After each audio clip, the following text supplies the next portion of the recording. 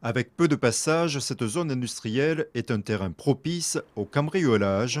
Grâce à ces systèmes de protection, Michael Vess a évité le pire. Ah, ils ont essayé de forcer, mais ils n'ont pas pu. Ils ont arraché en fait la barre en inox et ils n'ont pas pu. Ils ont pas pu en fait ouvrir la porte, donc ils sont repartis.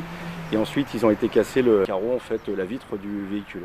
La semaine dernière, effectivement, on a été plusieurs à avoir été visités, et puis on l'est, pour être tout à fait honnête, régulièrement au niveau de la zone.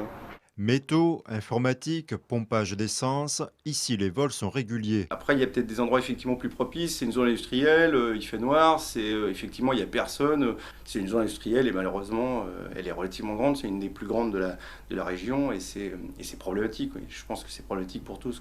À la police, ce territoire est bien connu. Les dossiers d'affaires de vol s'y cumulent. Elle fait partie des zones sensibles. Donc cette carte est ancienne involontairement parce que pour nécessiter des enquêtes, je ne veux pas divulguer actuellement les points de préoccupation, mais vous voyez que déjà au mois de novembre, ici au niveau de la chapelle Saint-Luc, la plupart des vols par effraction s'est situé sur la zone industrielle. Depuis novembre dernier, le groupe de recherche investigation anti-cabriolage a été créé.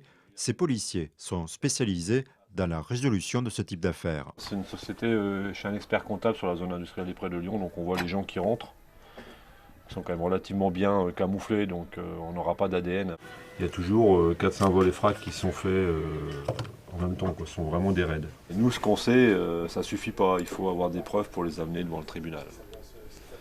Donc les gens qui cassent sur 3, déjà les locaux, on les connaît.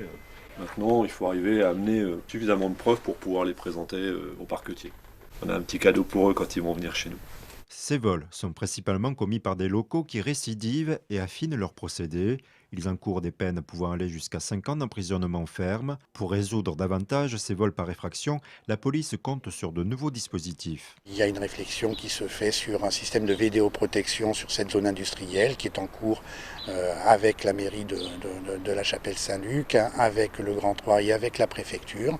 Un projet qui est actuellement à l'étude pour renforcer la vidéoprotection sur le site de la zone industrielle.